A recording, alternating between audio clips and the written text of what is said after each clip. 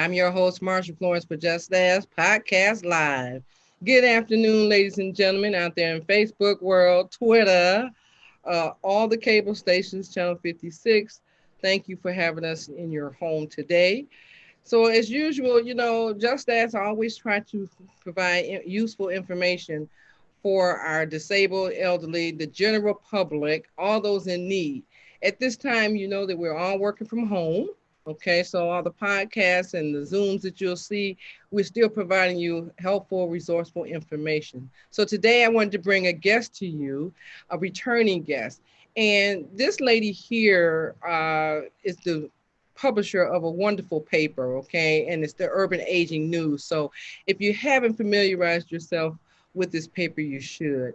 And so today, Patricia Rencher is going to join us to talk about the paper in itself and how, if you can't get the paper, you can request to review it online, because some of the helpful resources that you need, ladies and gentlemen, are in this paper, and Ms. Rencher has the rights to produce this wonderful paper. So without further ado, good afternoon, Patricia Rencher. Good afternoon. Thanks for having me. Thank you for coming again, and I'm hoping you're safe and home and everything. I am. I am. Okay, good. Now, Pat, every year we go through something a little more difficult for our seniors and our disabled community to uh, be involved in, get a piece of the action, as we should say, because they're trying to get information brought to them. And now that we're in this situation with the COVID-19, it's becoming more difficult. So we asked you today, to provide us some leeway into the paper that you offer so that the viewers still can contact some of the resources and find out what's going on. So now, is the paper still in publication? The paper will always be in publication as Okay. long as I'm doing it. Um, I have launched a website, and so that's urbanagingnews.com, urbanagingnews.com. But I am committed to printing the paper, and so we did reduce the number of printed copies to 10,000. And what we had to come up with was ingenious ways to get it into the hands of our seniors, and I like to say those that love them. Mm-hmm. So we put it into food boxes. We increased the number of independent pharmacies and grocery stores that we went into. We Okay. delivered it to all 71 Detroit senior residences. And if anybody has any recommendation of any other place, we've done the community-based organizations, senior serving organizations. Okay. Please let us know, and we'll get papers there. But we'll continue because everybody is not on the web, and we realize that. Right. Right. Okay. Okay. Well, that's good, because you know what? When you said you put them in the food boxes, we do know that the food pantries have picked up tremendously. Okay. So Absolutely. with the food pantries and stores like Whole Foods and places like that, I know I've seen your paper there in Whole Foods. A person still can walk in and pick up a copy as well. They can. And now that you mentioned, I just realized I hadn't taken papers to Whole Foods, so I'm going to do that. Sorry. Okay. I'm sorry. Yeah, I mean, I've yeah. gotten one from Whole Foods before, so you know, Okay. I said, well, that's a good place to be. Yeah, I would make it a point, but it was just so much going on with the pandemic, switching over from the 200 plus sites that we had been delivering to for the last 5 years, because we've been in business 5 years, to switching over to those places that um, are frequented by seniors. So thanks for that. Okay. Okay. Okay. Reminder. Okay. So now do you have a website? I'm sure we probably will pop that up. I'm sure we have that on our screen somewhere. We'll pop that up. So now, what's the website? So people who are computer savvy can go online. People who are computer savvy, and maybe you don't have to be so savvy, you just have to be able to go to the website urbanagingnews.com, and I've got all the previous issues um, on the site. We always have the current issue on the home page, so anything that you're looking for, is there, and there's in the contact us uh, page, you can actually send in a question, and I can point you to a specific article that would answer your question. Yeah, I think we can bring up the cover page. We should have a shot of the cover page to come up so that we can actually take a look at that and see. Oh, that's the recent issue. Yeah. We got to Okay. be recent, Pat. Okay. Okay. Yeah. Okay. Okay. So that being the cover page, that's beautiful. I really like the way you have that put together there. Okay. Do you like that? Oh Yeah. yeah. It's our new normal. Oh yeah, oh yeah, and and we do know that that's the paper. Okay, so Hmm. urban Asian. All right. Now I did have a question because I was looking at some of the pages in there, and I felt like, well, some people probably have a lot of questions in reference to some of the resources that you have in there. Okay, so I wanted to go to a couple of the pages, if you didn't mind. I think it was page 4. Okay, let me see what we have coming up. Yeah, so that one's the one about the doctor. Oh yeah. That was really important to me personally, because once the pandemic began, I of course all your doctor's appointments were canceled, and then the after a while the insurance companies or the doctor's offices started to suggest that you do telehealth, and I thought, I don't want to have my doctor's office visit over the phone. Mm-hmm. And then I thought, okay, let's do a piece on that. But before I do the piece, let me experience it. And so, as long as it's not a life threatening situation, Mm-hmm. the telehealth experience works well. And you can do it on the internet, Mm-hmm. through your tablet. And if you don't have either of those two devices, you can actually do it over the phone. Right, right. I did So it over the phone. you Hmm. don't just straight over the phone. You know Yeah. what the question is that a lot of the seniors are not equipped to do any of that, and they just want to be able to see the doctor. You have people who are old fashioned, but not necessarily as an old fashioned. Just people who don't believe in technology. So why do I have to do that? How come I just can't come to the office? And you can remember, those of you who are baby boomers, when the doctor used to make house calls. So we know we don't do that anymore. Okay. Now you're dating yourself. Well, House I call. was, Well, I, they do have some I was the baby. a, Okay. a new version of that, Right. right? But early on in the pandemic, that's all that was available. Were the telehealth visits, and that's something that Medicare didn't previously cover.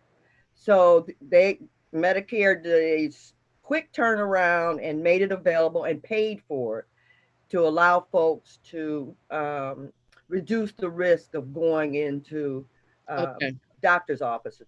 So eventually we'll get back to that. But right now, if you just need some uh, normal or That's you have a having a chronic physical. condition, Okay. Well, say like I think I got not necessarily a sore throat, but some type of allergies or experiencing headaches and things like that. I should be able to uh telehelp my doctor, dial the doctor, and he's going to do a Zoom and ask me what my symptoms are.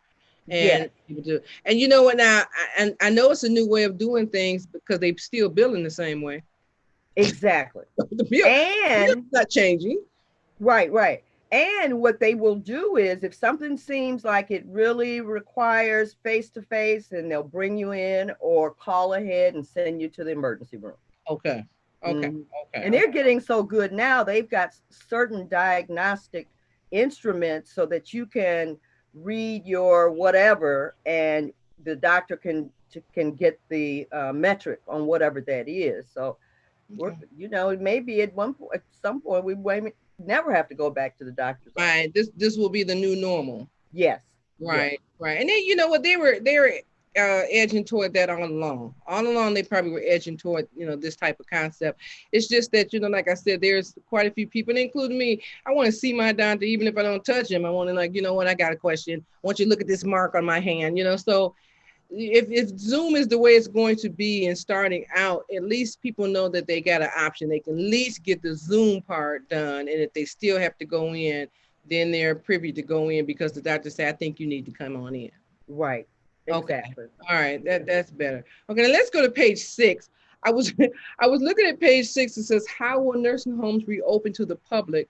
Michigan Pondering guidelines." So, what is your take on that? Because I'm looking at this photo here, and everybody's spread out. True enough, but people are not allowed to see their loved ones who are in these facilities, and yet if they have courtyards like this or any place that's open, have they decided or have you heard anything about the changes within the nursing home facilities? Well, the way that the nursing home, what they decided to do, the CDC gave them some guidelines, and they were phased guidelines. So most nursing homes are still in phase one, where there's a high degree of folks with COVID Mm. uh, residing in the nursing home. And so you have to have X number of staff who are testing negative. You have to have X number of residents who have tested negative before you can move to phase two. And with It's amazing. I'm sorry to cut you off, but it's amazing that a nursing home would have COVID if people have been in a nursing home all this time. So someone to me on the outside is coming in. I mean, well, whether you got staff who come yeah, in. staff, Yeah, family members, now family members until they shut it down. right. Now, family members can't see their loved ones, but their loved ones may be deteriorating even faster because there is no communication. Well, The they've allowed for that. They uh, it's in the there's something called compassionate visits. And mhm. so if your loved one, for instance, isn't eating because of lack of Attention. connection to Mhm, family, mhm. then they will allow you to come in and assist them with eating, for instance. Or Right. if your loved one is in hospice and nearing end Mhm, of life, mhm. they will allow you to come in and sit with them. So there's some specific Now, is this all designations for nursing visits. homes? Is this Yes, all nursing homes or is this some? it's supposed to be all the nursing homes. And in addition to that, the activities directors were required to make sure that there was some kind of electronic communication between the nursing home resident and family. So I the would think so. I yeah would the think act, so. act I'm an advocate for seniors myself, so I look at it like, look, everybody's got a phone, everybody takes pictures, and most of us got Zoom and whatever, Duo or something. I think that on a weekly basis, if it can't be daily, that family members should be able to see their loved ones by video, whether it's phone or on a computer. And if a nurse or the case managers or directors say, you know what, let's set something up in our facility so that these loved ones can be seen, then do that, because yeah. really the pandemic started in March. Okay. Here it is. We're in late July, and some people have not seen their loved ones in who knows how long. And they can only Mhm. take your word that, oh, she's okay. She's fine. I had a friend who just experienced the loss of her mother in the facility. And, you can't imagine the pain because they don't know if the mom died from COVID or depression, dehydration. They don't know. Mhm. Okay, so I Mhm. think that the administration should come up with another type of format to allow families to stay connected as much as possible. If you can't go in the facility, do you have a phone? Do you have a phone where we can connect you by Duo or Zoom? Now, don't let Well, me say something. right. But they are required to make the contact either through phone and see the nursing home residents. There was restrictions in terms of them coming out of their rooms. They had to stay Right. in their rooms.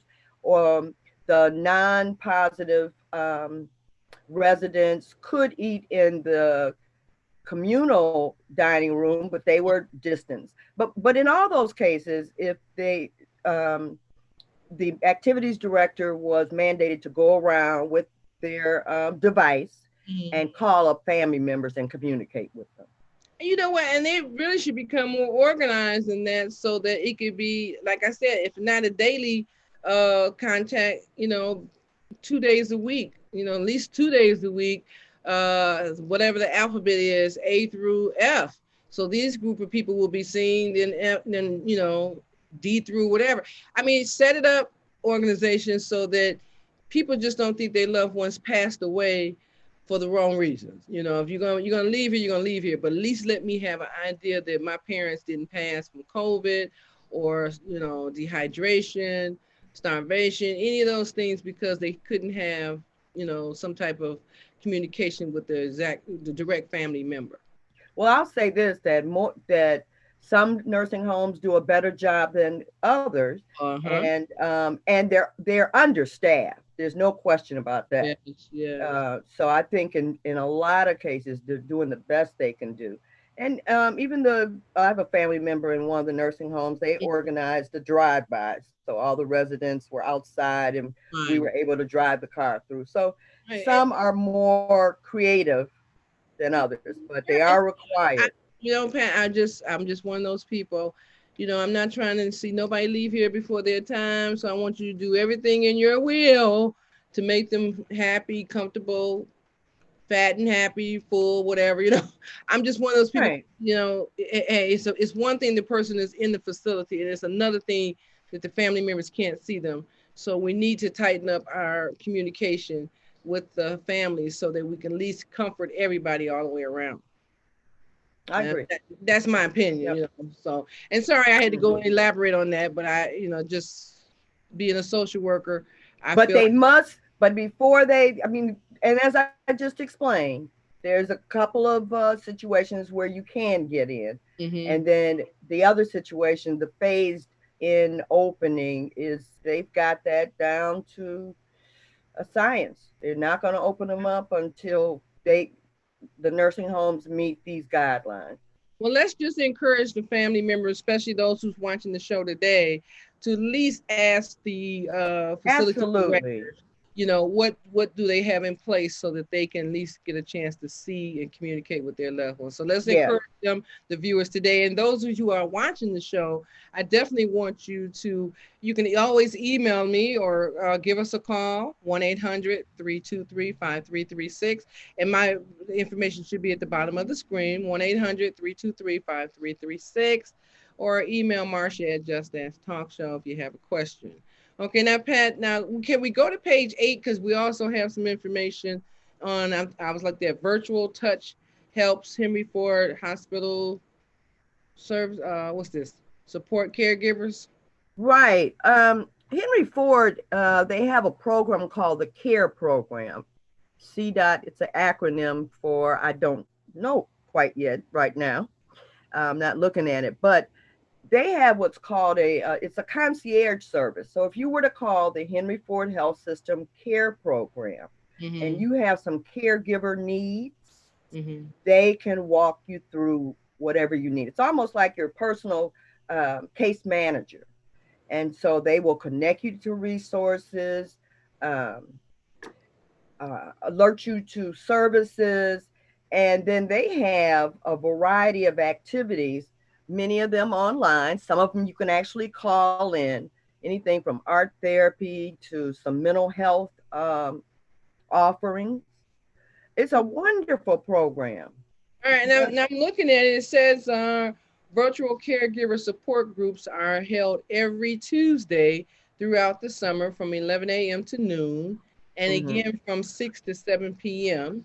You can join by telephone, computer, tablet, or iPad to connect with other caregivers and with Henry Ford Care Program staff. Okay. Yes, So they yes. got an email address, caregiver resources at HFHS Henry Ford Hospital. What's the S? Services. Henry Ford Health System.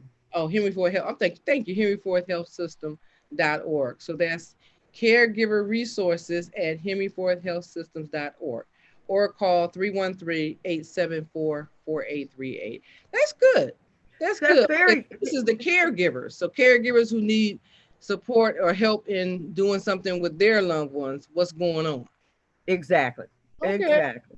All right. Yeah, and I really like the fact that you can't that they're not restricting their programs to just the internet, but that there, and you can even call in at the Mm-hmm. very least. Mm-hmm. But that's a good contact for caregivers who need some assistance, who need some I mean, support. caregivers get burnt out too. Okay. Well, that's why we have a plethora of caregiver programs around town, because there's a awful statistic that says, I don't know, something as high as 50 or 55% of caregivers Mm, precede in death the care recipient.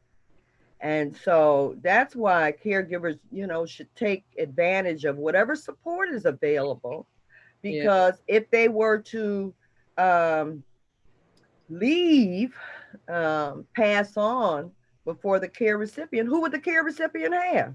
Right. No one. But you know what? Being as a caregiver, and I have been one several times.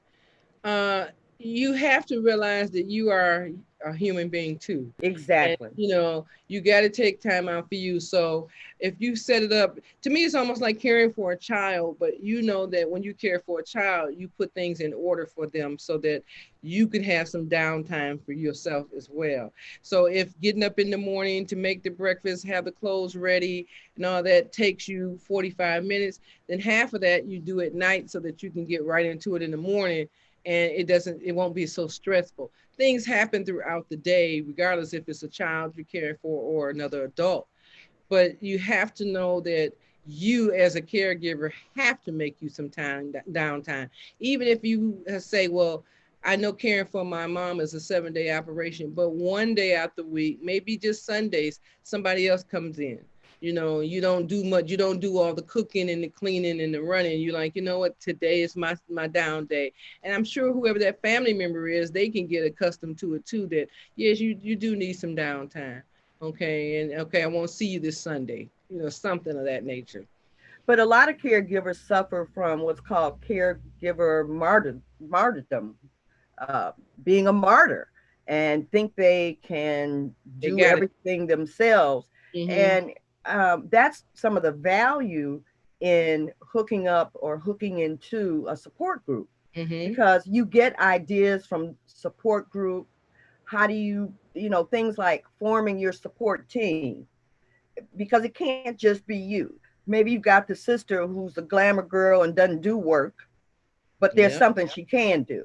So Right. support groups help you identify family members who can do something to assist you. So many people get so frustrated because brother Johnny won't do X, Y, and Z. Well, Right. in the best of times, brother Johnny wasn't going to do X, Y, and Z. Right. Right. So, and yes, certainly there is some moaning and complaining among the caregivers, but you also learn a whole lot by connecting to a support group. And Right. they are, like the Henry Ford Health System has one, there's countless ones. And they even have support groups online. And you can Mhm. talk as little or as much as you want. Right. Right. And that's great. And I always say, if you have more than one child and you say, well, I don't want to ask him or he never did it before, you're right. That child should have another chore or requirement. Okay. You might have one that's uncomfortable with blood. So Yeah, that yeah. one that doesn't want to do the physical nursing might do the grocery shopping, might do the utility bills, might, run the errands. But you got to do that early on to establish a relationship with all your children so that they can feel included and responsible.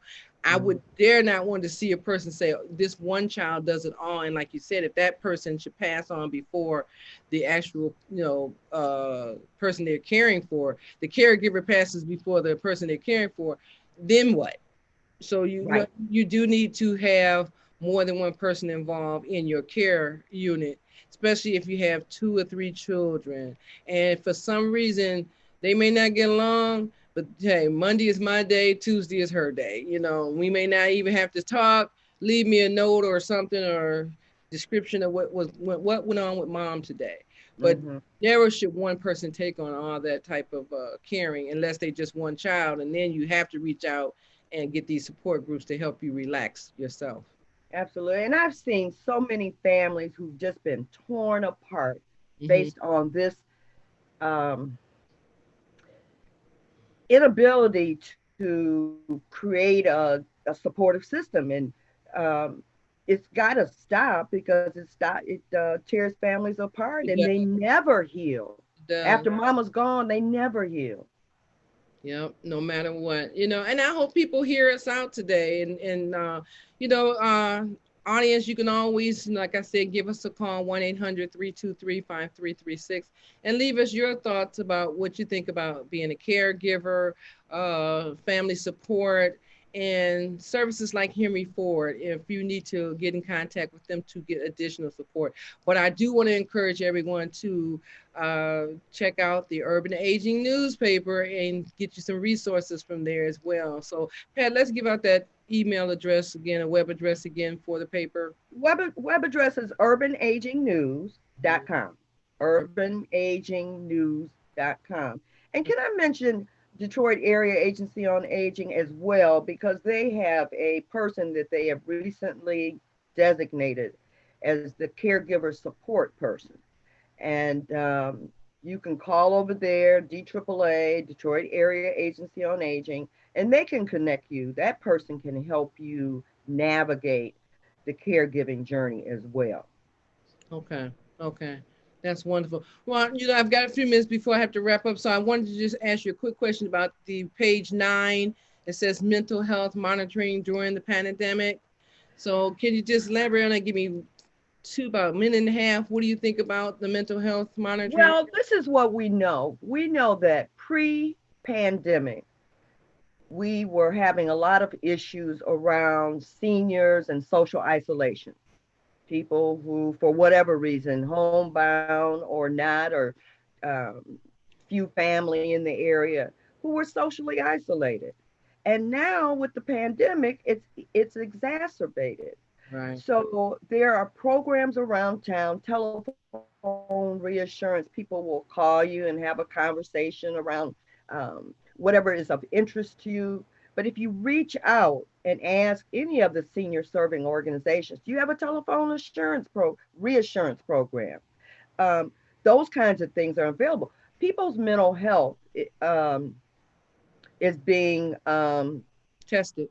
tested Tested. during this time. So you've got the people who were already socially isolated, and then you have a new group of folks who were active and going out and so forth, who are having a hard time dealing with mental health. So I Right. would strongly suggest. I think, well, in this issue, we talk about Wayne County Integrated Mental Health System, but all insurances have a mental health benefit. Okay. Podcast, Just As Podcast Live is short and to the point. And we want to thank Patricia Renter of Urban Aging News today for getting us some information in reference to the paper and the resources in the paper. Look at the website if you can. If not, definitely call and request a copy of the paper. Any way that you can get that knowledge over to you or your loved ones. And if you have a question for myself, Marcia at justastalkshow.org or 1-800-323-5336. What do I always say? If you know a person with a disability or if you just have a general question, don't be afraid to ask. Just ask. I'm your host. Thank you. And thank you, Patricia. You're welcome. Thank you for having me. Okay.